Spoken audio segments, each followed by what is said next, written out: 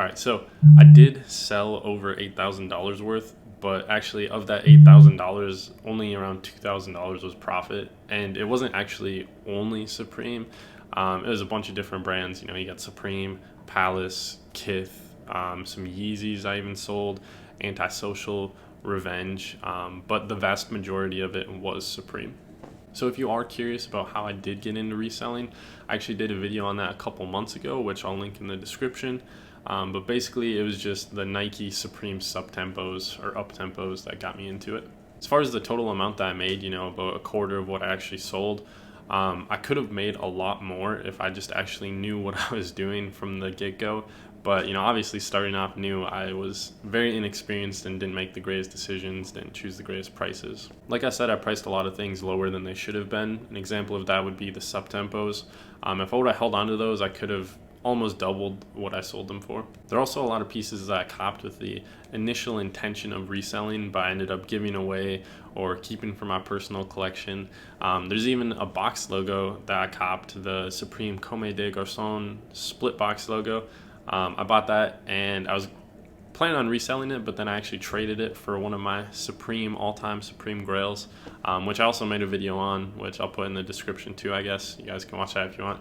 Crazy piece in my opinion, but yeah. One of the main things that helped me make more money was just transitioning from eBay to Grailed. Like I initially started off with everything on eBay, and I slowly started moving stuff just to Grailed because they have lower sellers fees. So eventually I moved completely to Grailed, got rid of eBay just because they charge more to sell an item, and my profits started going up. But it was also, you know, throughout that time I was getting better. Like I'd charge maybe a little bit more just because I knew that maybe it wouldn't sell right away, but somebody would end up paying this price for it. And then I also started, you know, going after maybe better pieces or more pieces. So it wasn't only swapping to Grailed that helped me make more money.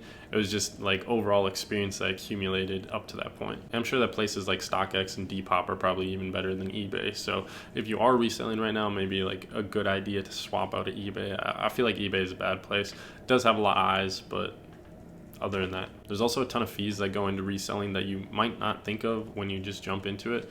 One of the main ones is shipping, which is a huge portion of what you're going to make. Another one is the fees that I just talked about, the sales or seller fees. On top of that, you also have packaging costs. You know, you got to buy tape, you got to buy packaging bags. I just tried to like reuse a lot of the bags and use tape on that. But yeah, packaging and stuff, shipping, all that costs a lot. So yeah, here's all the items that I got in my first season of reselling, and that was fall winter 17.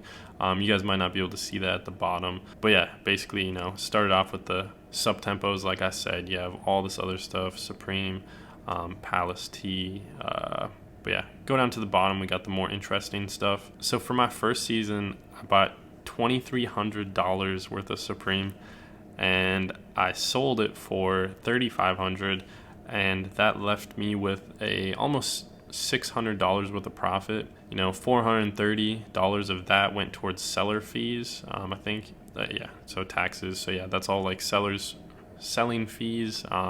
So what that entails is just like, you know, eBay takes their cut, Grailed takes their cut, PayPal takes their cut, and then $227 worth of that went to shipping. So if you look at the actual taxes on the right and then the shipping on the left, combine those, and that summed up to be more than the profit that I was making. But then if you move forward to like the next season, you can see I still, you know, bought a ton of pieces. This one had 29 entries, subtract the first row, so 28 items that I sold. This one had 31, so, you know, second season I'm getting a little bit smarter, you know, maybe avoid some items because they're not going to resell as well. But yeah, moving on, you know, down here we got about 2,200, almost 2,300, pretty much same as the first season. But then you look at the profit, we got 3,600. Go back to the first season, you know, we had almost 3,600, so pretty comparable. But I think the big difference comes from the sales fees that we had for the second season was $390, and then, you know, pretty comparable for the shipping of the first season, $227.86. Wait, actually, yeah, $227.65. So that's that's actually like ridiculously close to one another. But yeah, I ended up taking a lot more profit back this collection, just because I decided to go through Grailed instead. You can see over here we have a lot of stuff being swapped to Grailed. You know, getting close to half and half, probably actually about half and half. Couple sales through Instagram, which, only included the PayPal fee, which really helped out on profits, and then there are things like a poster that I got, some accessories, like the season accessory, stuff like that, stickers, where I didn't have to pay for it. It just came for free, but people are still buying it. So move on to the third season that I resold. And you can see here, I only had 13 sales, which is cut way down from even the last season. It went from like, was it 30 to 20 something, and now we're down to 13. You can see reselling went way down. I only spent $600, sold for over $1,000. The fees really didn't add up for too much, but I'm making a nice profit, $329. So I'm pretty much making, a third of what I sold it for. Which, if you go back to this season, $3,600, made $750. That's like a fifth of what that was. So even though I was buying a lot less, I was going after the pieces that I knew would resell. I was able to buy a lot less stuff, still make a lot of money, but since there wasn't that bulk of purchases, I was not making as much, which you can see with $329, but it is a lot better ratio. And if we scroll over to the right, you can see pretty much everything's on Grailed. We have one sale through eBay. So this brings us to the most recent season I resold, and we're already down to 5 products. Spent $267, sold for $350, and I profited $86 with one item still chilling. So yeah, that is quite literally my reselling career documented. I hope you guys found this interesting or helpful, kind of shed some light on the prices and fees and whatnot that goes into it. But yeah, overall I made a ton of money that I didn't originally have.